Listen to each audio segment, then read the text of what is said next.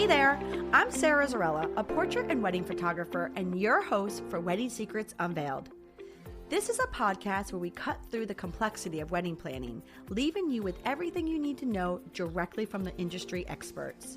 If you want to simplify your wedding planning while having fun, of course, you came to the right place. Join me while I guide you through your planning, starting from your engagement to your big day where you say, I do. After photographing for the past 19 years, I am sharing with you tips and tricks to cut through the excess noise because I believe from the moment you said yes, your planning experience should be a magical time in your life. Here you will find episodes that are fun, stress-free, and straight to the point with a fresh, honest take on the reality of what you really need to know about planning your perfect day. Let's dive in. Well, welcome back to Wedding Secrets Unveiled podcast, friends. Today we have Pamela Dorsey, who is the owner of PDR Events and New England Wedding Invitations. So have you even started to think about timelines or your day? Do you know where to start? Do you know how long your day needs to be, how long you need your photographer there for, when do you need your hair and makeup to start? Have you thought about when you need to get into your tux or your dress? Have you thought about when you should have your family show up for photos or when you should have transportation come and get you? Have you thought about any of this? Well, then today's episode is for you because we are going to be talking about timelines, giving you some tips and tricks, and also kind of telling you some funny stories. Why not? Throwing it all out there for you today. So if you are in the stages of trying to figure out your wedding day timeline and you want some tips and tricks and some funny stories, this is the conversation for you. So sit back, enjoy, and hopefully you learn a little bit today about the best way to buffer your timelines. Well, welcome back, Pamela. Hi, Sarah. Thanks for having me. You are going for the hat trick. Yes, I am. This is your third time on our show. Because I love it. We have fun.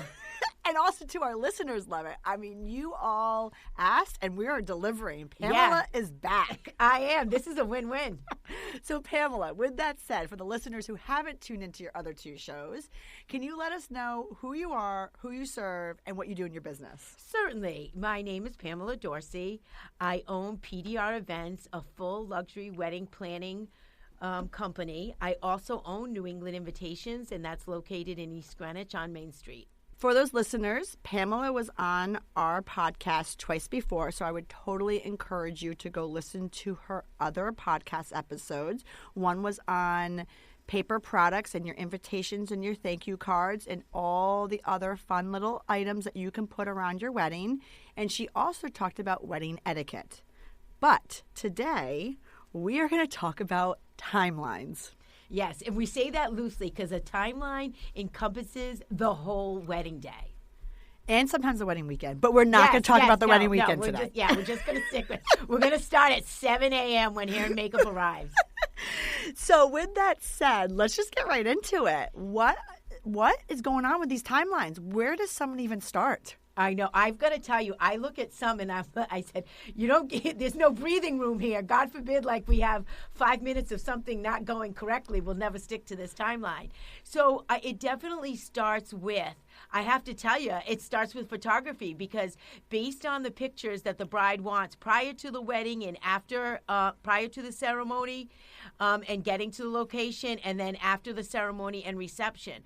So once I have that timeline done, I back into hair and makeup. And again, that's based upon how many we have, that are doing, the hair, the makeup, the lashes.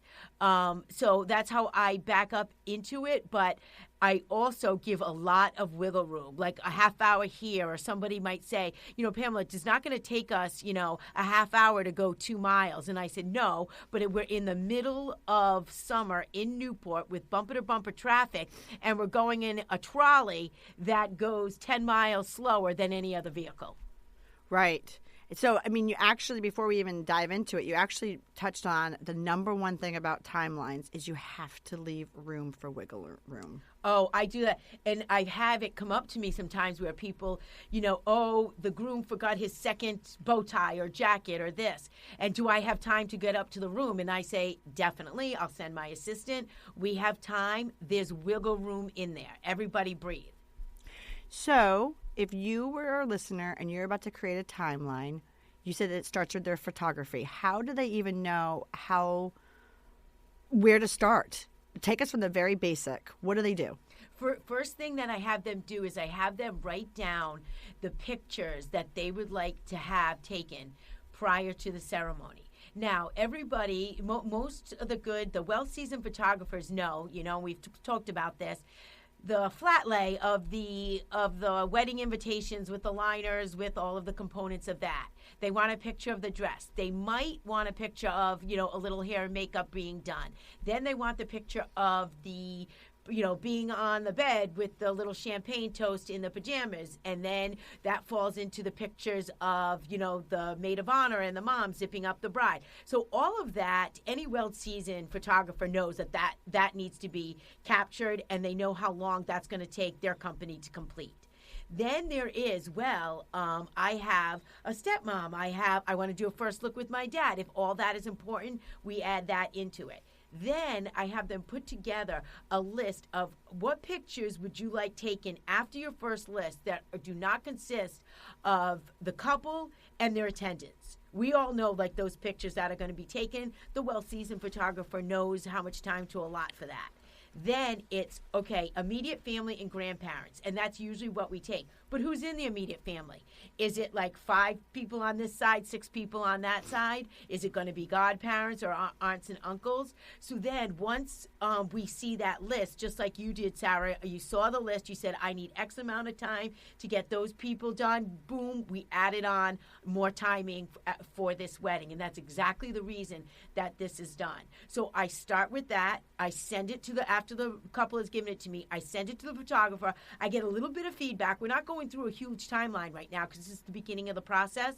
And then from there, I back into based on how many want hair and makeup done, I start backing into it. Boom, I start putting the timeline together of when hair and makeup's going to arrive, when photographer's going to arrive to the bride, to arrive to the groom, and then when the different steps are going to be taking place. So for our listeners, the first thing you need to do is probably contact your photographer and figure out how long they need for the getting ready portion prior to you getting into your dress. And then that will then fall into place about your hair and makeup, sometimes transportation, sometimes getting food delivered to the room. So you start with the photographer. So let's talk a little bit about getting ready timelines, okay? Definitely, yes. All right.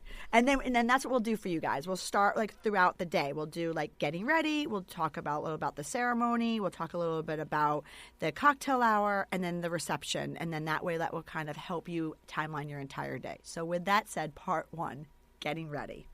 All right. So I can kind of just roll with this and correct me if I'm wrong. So you talked a little bit about the photographer. So, me being one of them, I can kind of talk about this. A lot of times people feel that everybody needs to be ready at the same time. And they don't. They don't. You have to talk with your photographer, figure out who they do need ready. And the reason why I say that is sometimes that means that your hair and makeup people could be working on other people after or people before. Again, though, you have to talk to your hair and makeup people and see if this all coincides with what they want.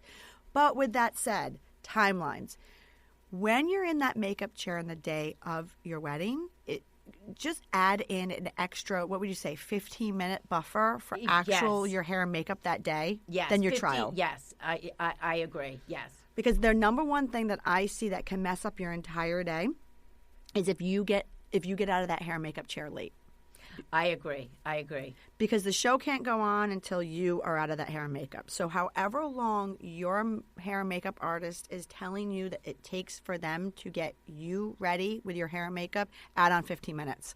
I agree. And Sarah and I just had this scenario. We're doing a wedding together, and we just had this scenario where we want the bride, the maid of honor, and the mother to be done by 11:30. Well, guess what, listeners? If they're done by 11:45, Sarah and I know we're still going to get all that stuff taking place. But the bride, the hair and makeup artist, they know 11:30. 11:45 to us, we're still going to get that done. But that's our secret. It's not on the timeline. Correct. So you always fill in a 15-minute buffer. That's it. That's the key throughout the entire day is you have to figure out a buffer. So with that said, my tip for you guys is add on the 15 minutes in the hair and makeup chair. The other thing is you have to talk with, like Pamela said, with your photographer about what you want photographed. You might think it might take you a half an hour to do like, oh, a quick picture of your dress, or oh, a quick picture of the lay flats. Oh, and a quick picture, like Pamela was saying, of, you know, the girls with the robes or drinking champagnes, or the guys hanging out and putting their, you know, outfits on. But you got to ask your photographer how long it actually really takes them. I agree.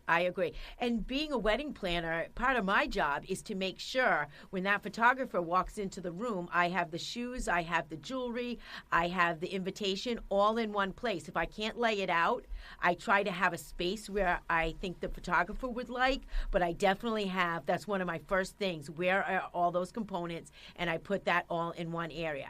I do want to back up to one thing. When Sarah was talking about adding on that 15 minutes, that is for the bride, that is not for the attendants. We do not add in 15 minutes for each attendance, or we wouldn't be able to get to the wedding. Right. The 15-minute buffer is wherever like the VIP is. So whether it be the bride or the groom, that's the 15-minute buffer. But with that said, a lot of times when we talk about what items you want photographed, that actually now dictates when your florist should be showing up. Because if you want your bouquet or some florals to be in your lay flats, and when we say lay flats, we mean like those beautiful pictures of your invitations and all of your details, you will need your florals. So that then now dictates when your florals should be delivered, is based on when those pictures are going to happen. A lot of the times, at least with me, the number one mistake that people do is they don't save enough time to actually get that dress on. When you're at your dress shop and you're putting on your dress, yeah, it probably takes like, 5-10 minutes? But on your wedding day, when there's all this other distraction and then there's emotional tug that like maybe someone who really special is helping you in your dress, it takes a little longer. So that goes back down to that buffer. I know, and I definitely agree, because sometimes we have the maid of honors doing touch-ups, but we need her for pictures. And there's sometimes that we actually have a dresser in there. And what we will do is we'll have the dresser get the bride all ready, and then we stage the picture of being actually zipped up. The maid of honor and mom go get out of the way, and I have the dresser finish zipping up and do the little hook and eye. And the biggest thing is, please let your makeup artist know, like Pamela said, that 15 minutes earlier, basically you have to let your hair and makeup artist think that you need to be getting in that dress 15 minutes earlier than you actually do, because that leaves that small buffer time. The other thing I was going to say is, one of the things we want to do for this show is put a little spin on things and give you a little comic relief, right? Or a little behind the scenes of things that can happen. So with that said, people, if you are in the bridal party or if you are someone who's planning a wedding and you have a timeline, please stick to it. When I say that, like don't disappear and go run and go, I don't know. I mean, I don't know where some of these bridal party people go in the room. Like, they're supposed to be getting dressed, or they're supposed to be getting the bride in their dress, and like the maid of honor is gone, like MIA. Like I'm not sure where she's at. And I've had it where the maid of honor is fixing up her dress, and I realize, I'm like, oh my gosh, we're gonna need like 5 pins to fix this. So I pinned something. I'm like, just go take this picture, and then she went by the wayside. We finished the pictures with the mom, and then I have somebody else trying to sew the maid of honor in her dress. But I totally agree. And I have to say, at that point, it's about the bride. Like, I understand that. I'll get you down the aisle, but it is about the bride. And I got to make sure that she's well taken care of. But it's true. It's like, where'd you go? Right. That your dress is here, your shoes are here, the food is here, the alcohol's here in the room. Where'd you go? Right. So if you are in a wedding, just pay attention to the timeline of getting ready, because that is a domino effect with that. So with that said, another thing I would say about getting ready is when you leave or when you walk, so whether you're getting ready at a hotel or your house and you have to get to your ceremony, there is a transportation component. So let's talk about that. Certainly, and this is one thing. Again, as I had spoken in a different podcast about the itinerary for the wedding party. One of the things that I have the wedding party do is bring a duffel bag. And in that duffel bag, preferably something that zips, that's going to have your change of clothes, maybe flip-flops for the reception, your makeup bag. It doesn't have to be everything in the kitchen sink, but just everything that, you've taken off or that's going to leave the bridal suite and go on the transportation. So as hair and makeup is going on, I'm telling everybody, make sure you have your duffel bag, line the duffel bags up, or I can line the duffel bags up because, again, with transportation, when that transportation arrives, either myself, my assistant, or I have a bellman, he's up there, and I'm putting everything on the cart, and we're getting all those bags into the transportation, and it's very important. I love when you have like 1 o'clock, transportation departs. Well, at 12:45, everybody needs to be in the elevator getting down if that's leaving at 1. Right. So I think it's really important to understand that whether you're physically leaving the premises and going somewhere else, or like you said, just walking down, like maybe everything's happening in one spot, you have to calculate the actual time of physically opening up that door, walking outside, taking an elevator or stairs, and walking or getting into the transportation. I totally agree. But it's like 1 o'clock, transportation leaves. I'm like, all right, I know maybe I'm a little anal, but I'm like 12:45. Everybody with their duffel bag is in the elevator. And again, we do have some wiggle room. And like I'm referencing this upcoming wedding Sarah and I are doing, and it's like we've got that. And they even said, guess what? If the transportation leaves at 1:15, we're still good. Because based on the pictures that have to be taken, it's a small immediate family. And we definitely have some buffer in there. But I agree. You have to account for that. And I think it's really important, too, for people to understand that when you're doing timelines, again, you have to think of physically getting into the car, physically getting your bag, physically going out of the elevator. But the other thing that's really important is what takes your car or 10 minutes on a normal day is going to take a transportation double it.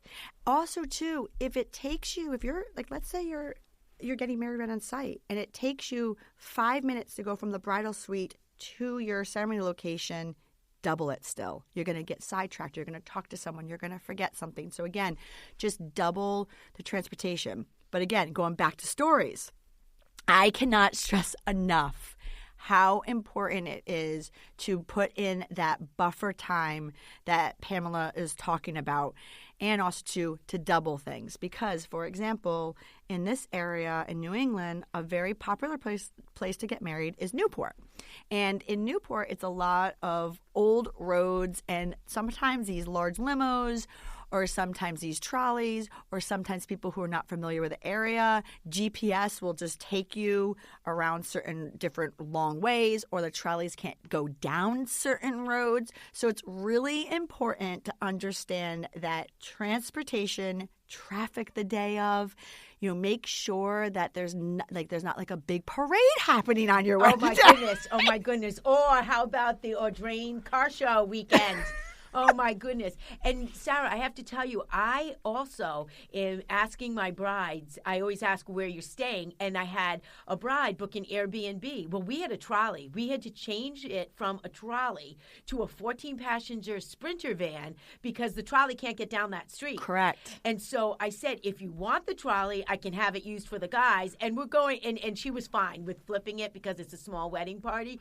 But don't book your Airbnb on a street that the trolley can't even remain idle on a cross street like in Newport. There's a lot of rules and regulations, and it's actually up on a website on what streets trolleys and something bigger than a Sprinter van can go down. So it's really important. And if you don't have a planner, or you start the process later on, meaning starting to talk to vendors, then you're 3 months out and you realize the transportation can't come pick you up. You and your wedding dress are walking to that corner. Right. You know what I mean? Like with umbrellas or not. I don't know how you're getting there, or I can put you in my car. It's pretty roomy.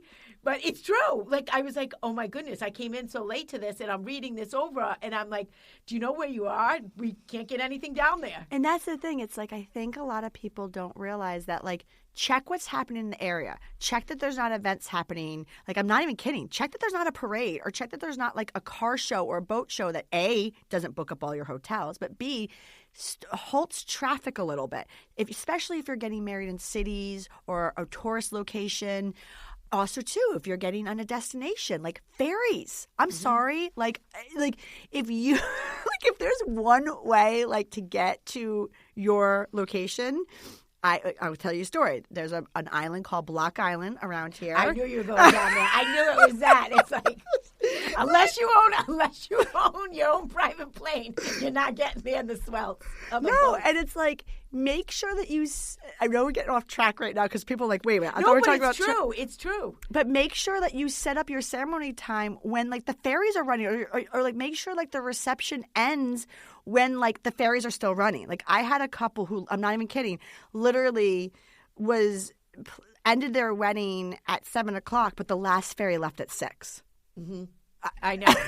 Go figure that out. So I guess what I'm trying to say is when you start to do your timeline and you get to the transportation, you do have to think about all aspects of the transportation, all aspects of where they can and can't go, and the logistics. And just build in time, build in traffic, just build in everything. Also, build in the family member or the friend that has to go to the bathroom as soon as you have to leave. Oh, I know. And when you were saying that, because it's so many times, do I have time to go to the bathroom? I say yes. Yes, you do. We built in time for that. And don't forget, if you are the bride or the groom, like, you are our main priority on that day. And I give a little speech at the rehearsal, and I said, if anybody is running late, you can jump in a cab or an Uber, because my responsibility is to get these two married tomorrow. And I'm going to make that happen. So whether you're late or not, or you miss the transportation, this show is going on. Okay, wait, back up, though. Let me tell you about Ubers for a hot second, all right? I mean, I told you, we're going to get a little sidetracked over here, guys. Bear with us, but we got some good little nuggets and tips and tricks.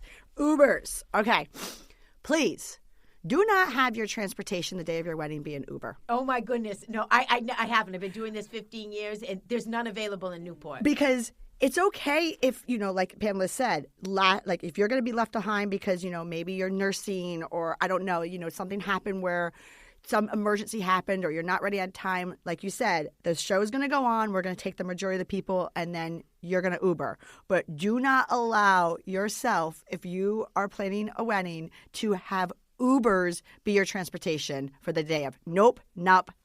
Get a designated driver before you even do that. Sorry. No. Or a shuttle for the hotel. And I was being facetious. Like, I literally worked a wedding where they were going to take the guys.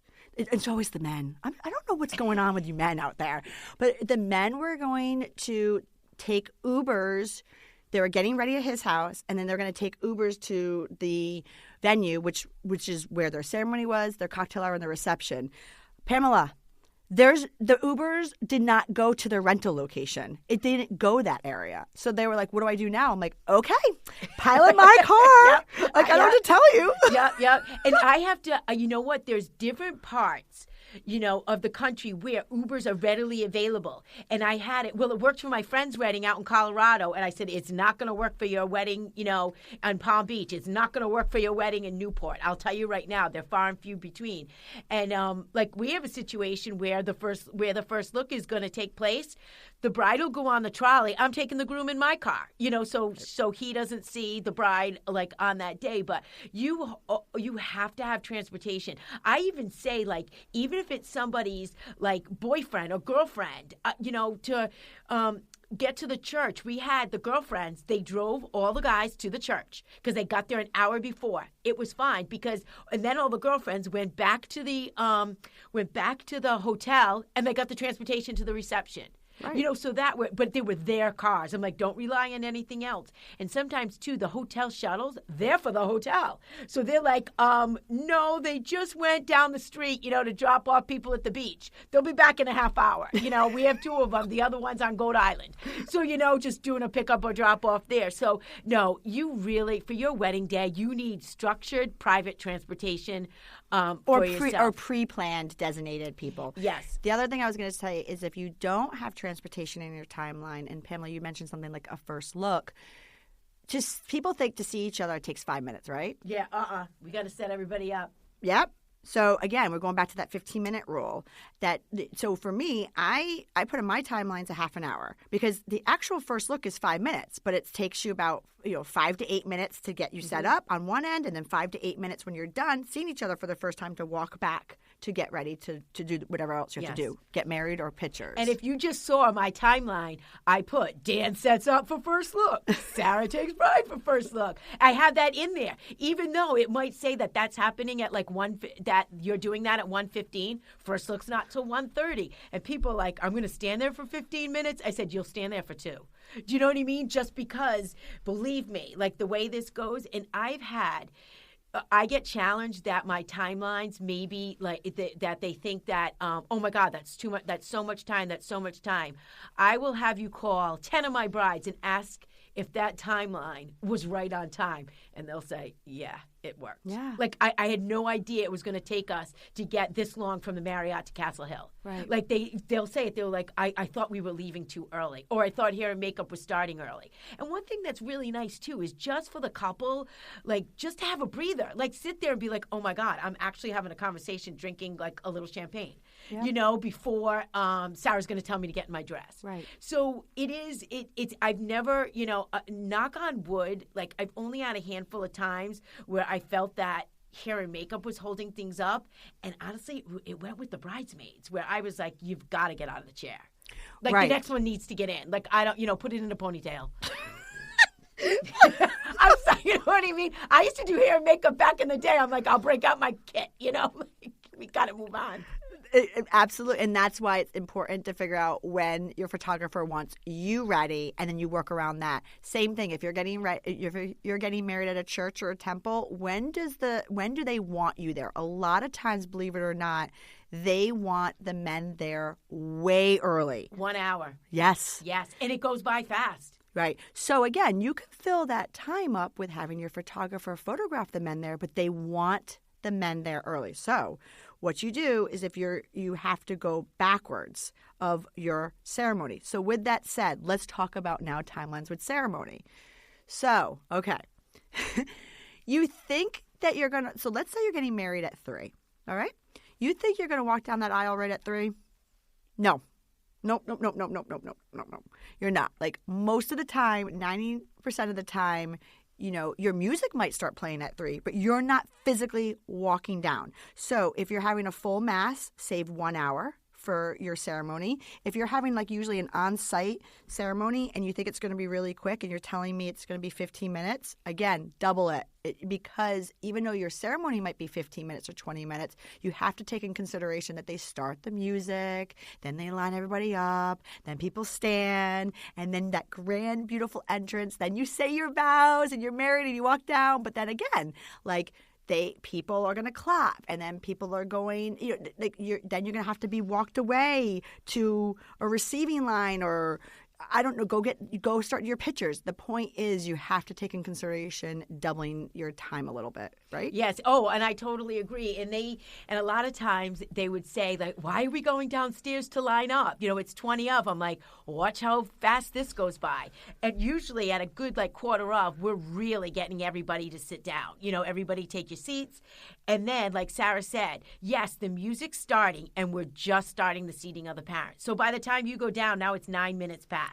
Absolutely. So, and especially if we're doing like 2 different customs, 2 different, religions, combining that into one ceremony, I always tell people, let me know how much your ceremony is going to take, and then we got to add on the processional and the recessional, because I don't want anyone to think that, I did not warn them that they're now eating into their cocktail hour, because that's what somebody doesn't want. And a lot of times that's when we do add on just a half hour to the cocktail hour, because we know the ceremony is going to be a good 40 minutes, and that's encompassing everything. But I agree. And even being at the church or synagogue an hour before, they're passing out the program. We're pinning on, like the grandfathers walked in, so now we're pinning on their boutonnieres. We're giving the grandmothers their corsages. I have the readers coming in. We're making sure they sit at the end. And sometimes we'll seat the grandparents and have the photographer take a picture of it before the real processional starts. So it goes by really fast, and I get the brides out of that trolley by the transportation by 20 of, and at 5 of we're lined up. Because, we really don't want to. First of all, the priest really wants to be done, or the rabbi wants to be done within that hour, and because a lot of times they have another mass or confession or something. Yeah, they have something after it. And if you're getting married on site, and you're walking down the aisle to see your partner at the end of the aisle, again, it's one of those things that however long you think that you're on location ceremony is going to be, like Pamela said, it sometimes takes, I'm not even kidding, 9 minutes to get you down that aisle to go see your partner there. And again, that's 9 minutes though. So in your mind, you're like, well, wait a minute, it's 9 minutes, but it's 9 minutes there, 9 minutes back. So now now you're all of a sudden, there's that 15, 20 minute buffer. Exactly. So you need to account for all of it. And I always say, for what traditions are you going to be putting into your ceremony? Because all of that is going to take time. So just allow for it, especially if you're having readers at the ceremony. I mean, that takes time for them to walk up, for them to walk down. Sometimes somebody has to get out of the way for them to use the microphone. Right. And I know this sounds like we're nitpicking or we're being so minute about all these things, but it's true. You have to account for them all. And if you haven't built in a receiving line into your timeline, get out of there. And what I mean by that is, and if you have built it in, receiving lines take up a lot of time. But it's good, because if you don't want to go up to every table, build it in. Make sure you build a half an hour for your receiving line at least. But if you don't have a receiving line built into your timeline, I mean, when I say get out of there, get out. Physically move your body out. Because if you start to hang around, all of a sudden, guess what you just created? A receiving line. Exactly. And I always say, for instance, this wedding that's coming up, what we're going to do, the ceremony will be indoors, but with the recessional, in the first 3 rows there, we have private seating there, which will have their names on it. They're actually the people that we need to do the pictures. So having a wedding planner, we have these little things that we come up with. So what's going to happen is after those first 3 rows in the wedding party recesses, we're going to cut them off. Meaning I have people stand right in front, and they're going to be a little blockade, and then we have the guests go the other way, because it's just what Sarah said. Then I have everybody now going after the bride, and the poor bride with her veil on is going to get manhandled. And so I cut everybody off, and we take the bride and groom, especially that couple. We take them and we keep them moving, and then we shuffle the guests to the cocktail hour. Because if not, you have you've got a cluster of guests trying to congratulate the bride and groom. Exactly. And if you are, like I said, if you're not having a receiving line and you don't have a wedding planner, then another option what you can do is, if you're leaving to go somewhere else for your photos, go immediately into the transportation with you and your partner. Or if you're on site and you're doing the pictures right there, just physically walk away. Physically just walk away and let the coordinator, whether it be your event coordinator or the venue coordinator or the church or the synagogue person, and escort your guest off to where they need to go. But with that said, Pamela, we're going to take a quick break. And then when we get back, let's get into, we covered before your ceremony. We covered your ceremony, but let's start getting into reception timelines and then throw a couple stories in there for you all. I appreciate you being here. And hey, if you like what you're hearing, I encourage you to check out our website at sarahzarella.com. And don't forget, you can actually subscribe to this podcast wherever you're listening so you never miss an episode. And I would so appreciate if you left a fabulous review on Apple Podcast. Even better, share it with a friend. It's a great way to show your support. And now, let's get back to the episode. Well, welcome back to Wedding Secrets Unveiled podcast, friends. So right before the break, we were talking with Pamela a little bit about tips and stories and timelines for your wedding day. So we talked a little bit about pre-ceremony and then ceremony, but now we're going to get into the time when we photograph during the cocktail hour or your photos, and then we're going to talk a little bit about reception timelines. So let's get right into it. So right after you get married, a lot of times it's time for the cocktail hour or time for photos. So let's talk a little bit about, before we talk about the cocktail hour, photos. Time for photos. Okay, right? Yes. And this is, I'm a big proponent of having a point person. So now we have, you want pictures with the cousins, the aunts, and uncles. Well, we do not know who Great Aunt Edna is. We do not know who the cousins are. So what is really, really important is to have a point person who has the list, and usually I'll give that person the list like the day before of the pictures. And we're not saying that on either side of the family, but we're not saying that, okay, they've got to stand here, they got to do this, but it's super, super helpful if they can just even point out to us and just say, okay, these cousins are over here. Let's get them on deck. Let's get them this. Because, again, it keeps everything flowing and flowing. And, Sarah, you can talk more into this, but I'm not the photographer, so I'm not the one, taking these pictures and knowing how much time. But some of the lists that we get, like I literally had a photographer say, we'll be there till 9 o'clock. Like there's no way I can take, your sorority sisters and then, like all the cousins' pictures, and then you want one by this, and and all your law school, and then he wants this. Like, we'll be here till 9 o'clock. So pick and choose. So I'll give you guys a little tip on the photography end of that, right? So here we go. I'm going to break it down for you guys. At least in our studio, for what Dan and I do, and a great rule of thumb for what you can do for if you're planning out a timeline is, here we go. Typically, photos are taken during cocktail hour. Nowadays, yes, we do first looks and whatnot, but this timeline still is kind of the same. We would always use 1 hour for photos, right? That's the rule of thumb. No less than 1 hour. Now, obviously, if you have more, perfect. That's great. But it's because back in the day, the reason why there was cocktail hour is you were giving your guests a great experience. You were giving them some food, some alcohol while you went and took some really pretty pictures. And that's a good point, Sarah, because back in the day, the bride and groom did not attend the cocktail hour. Mm-hmm. Exactly. Now, even if you are attending cocktail hour, it's still a good rule of thumb to set aside the 1 hour. So here's the reason what we do with the 1 hour. It's 20 minutes with the family, so 10 minutes on your side, 10 minutes on the other side. There's the 20 minutes.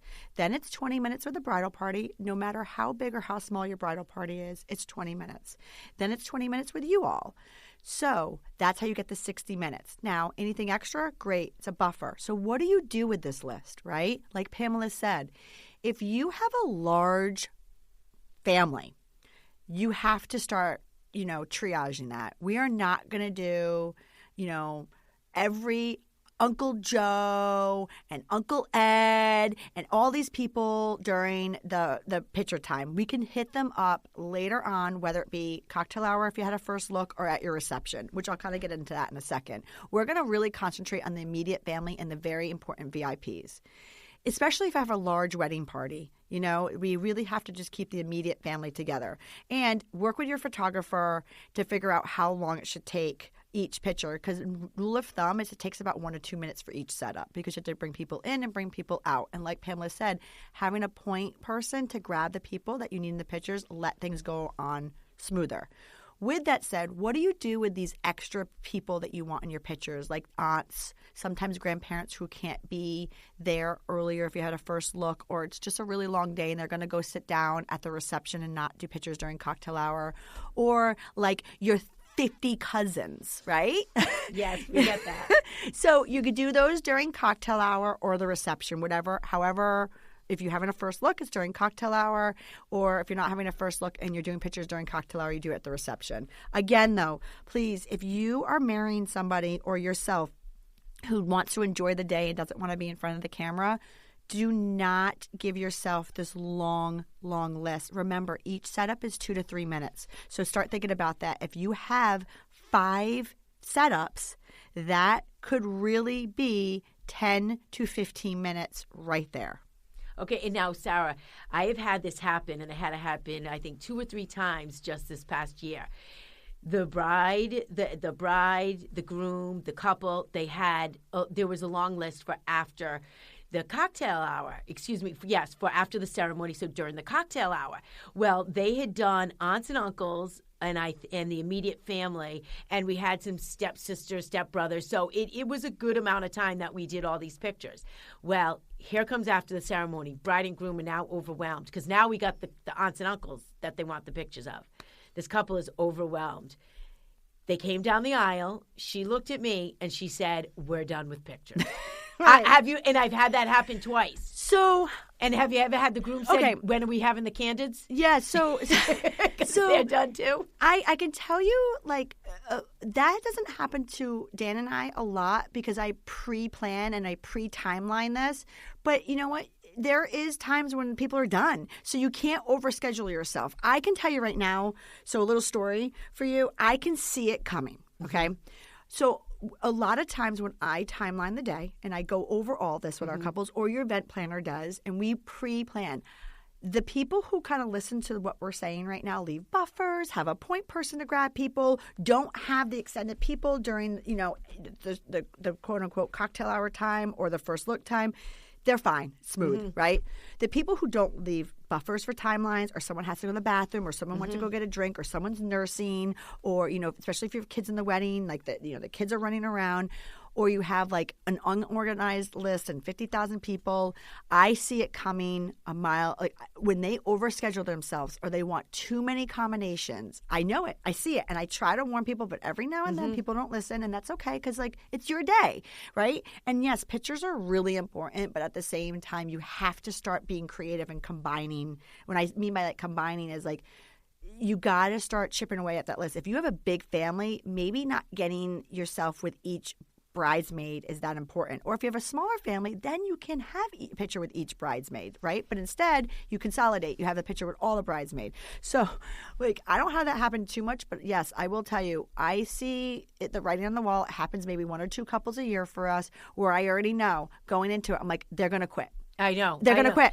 And it's because they overschedule themselves. And I literally will have one of the couples just look at me and say, I'm done. I know. And don't forget, too, this wedding was a true destination wedding, and people hadn't seen each other in a long time. So I've got all these families coming together. We had 250 people, not one person. I think there was only a handful from New England, New York, South Carolina, California, Chicago. So now I have everybody coming together. So the list after the cocktail hour, it was at the cocktail, it was definitely doable, but they had this long list before, so they were done. So what I did do was I just quickly, once they sat down, all introductions and everything was done, I said, listen, what are the most important? They said these 3 groups. Yep. So in between the meals, like in between, salad and entree, we pulled for that and I had the DJ and boom, done. We got all the pictures. So what do you do to avoid what Pamela's talking about is you talk to both sides of your families, both sides of your partner's family, find out what the list that you want, excuse me, and then calculate in your head the formula I just gave you. 20 minutes for family, 20 minutes for bridal party, and 20 minutes with the couple. Remember, that is taking in consideration 2 to 3 minutes per setup. And you will see the math and you will see it happening and you'll be like, ooh, okay, we are not doing Aunt Edna right now. We're going to hit her up at reception or, maybe we could get a candid later. So again, it's just, thinking that through, and it's one of those things where you got to pre-plan it with your event planner and your photographer. And if you don't have an event planner, just use this podcast. Use the rule of thumb. However, so now let's get into reception, all right, and timeline of reception. I think we can. So here's the deal: you have your dinner. I mean, that's what's happening here. So you have your kitchen ready, fired up to start executing the meals. So what can hold things up? Okay, well, let's talk about introduction. I'm so happy that it's about 7 out of 10 are only introducing parents and the bride and groom, okay, or parents and partners. So it's gone away from introducing the couples. I don't know if you've seen like introducing like the bridal attendants. So by name, what we've seen a lot is I just did it where the group all came out. They just announced the bridal party. They all came out. That was great.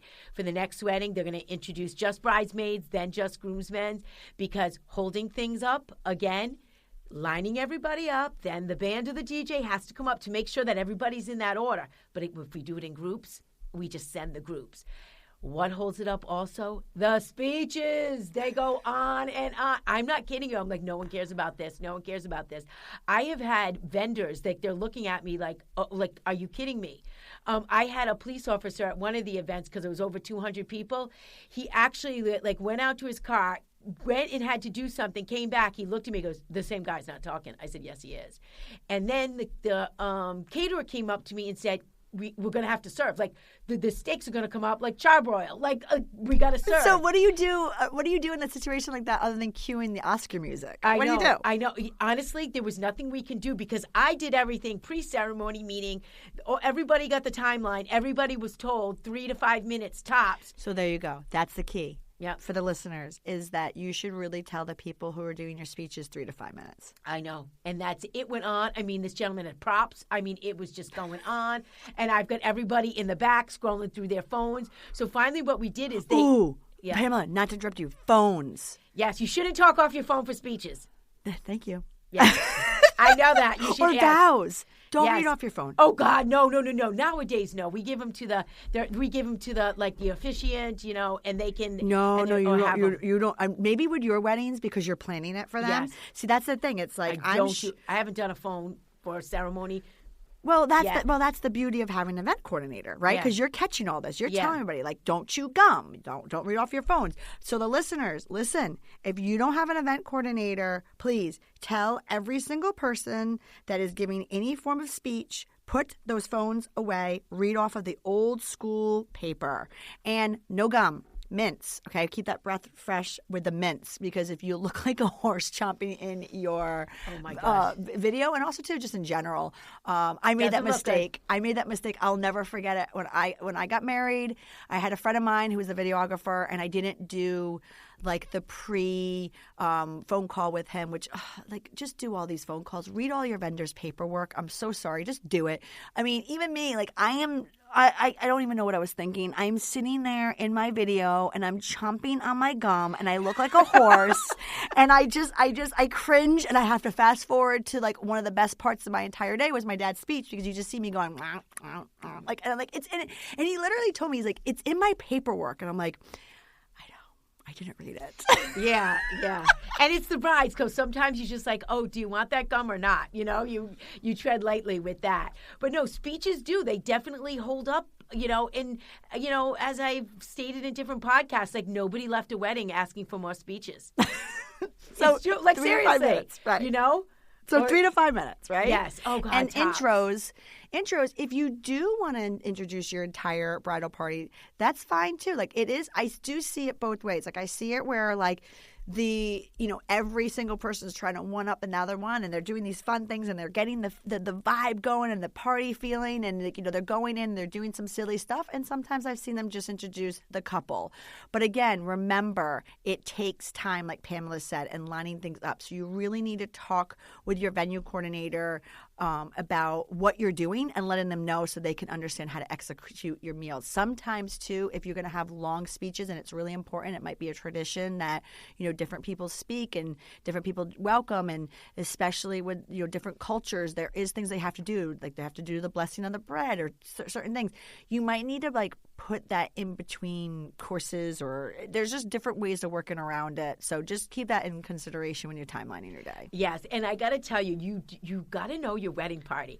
I had this, and it was, the wedding party was like hysterical. Like I had such a fun time with them, but I will call a spade a spade. They didn't listen for beans. Like they were lined up here and whatever. So the couple comes up to me and he said, like, we are not introducing the bridal party. I said, that's the best call you've made. I said, I don't even know where they are. I mean, they were just like, they were having fun. They were a great group. I loved them, but they were in no position to be introduced. I'm like, they were the type that would have just like changed order just to be funny, you know? Right. So, right. And I went up to the band coordinator. I go, nixnayed the bridal party. I'm like, there's absolutely no way. And they were funny. I'm like, they haven't listened to one thing we've said all day, you know? And also too, it's one of those things where so everybody wants to have fun, right? And dance. Yes. Okay? Yes. Here's a little trade secret. Ready? Ask any entertainment person. And if I'm wrong, please write into the show. Okay? Rule of thumb. They want sweet spot, an hour and a half to 2 hours of dancing. No less, no more. Yeah. Yep.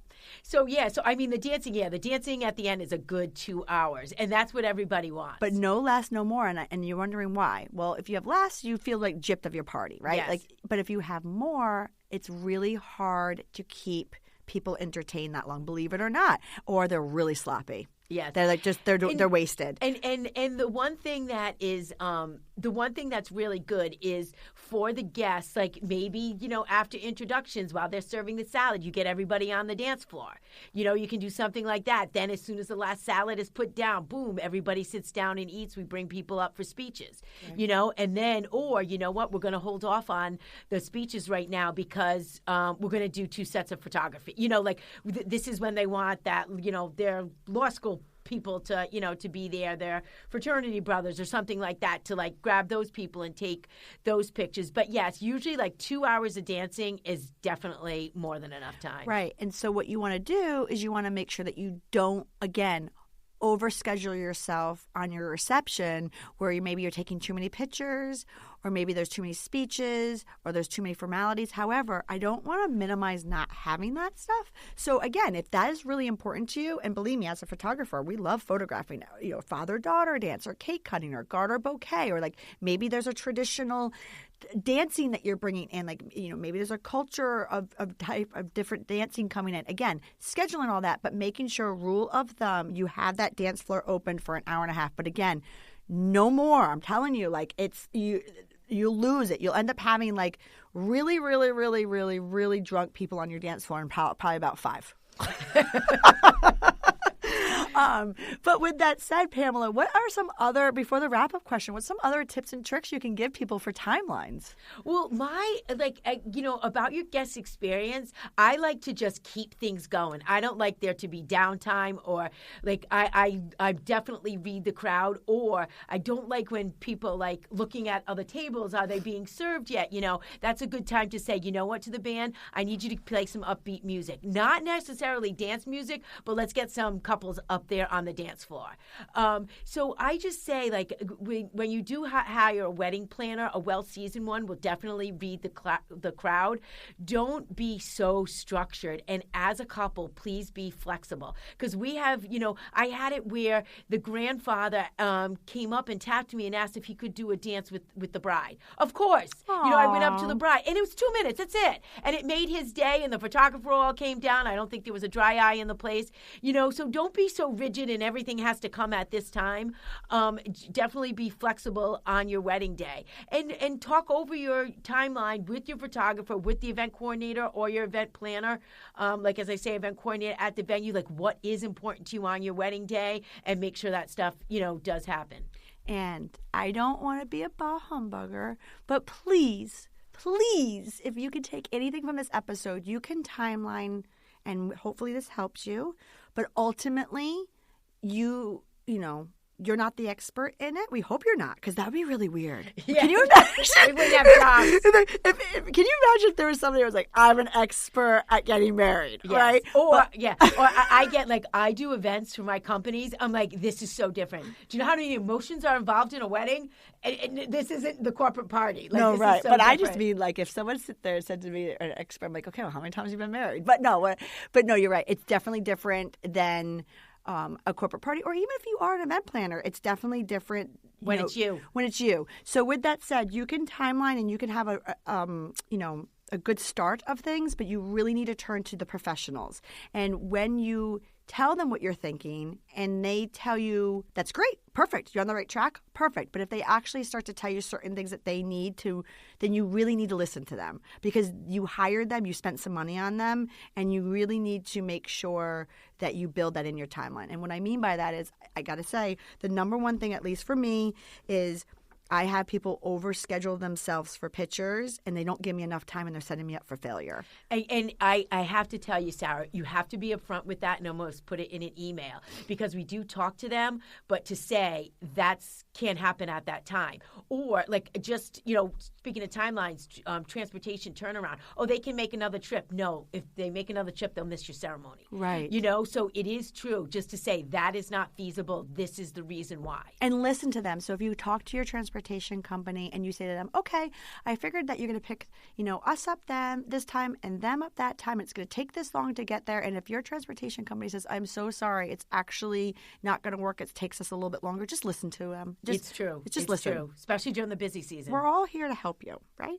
But with that said, Pamela, I want to thank you so much for being on our podcast yet again. I know. I love it. I'm like a fly on the wall.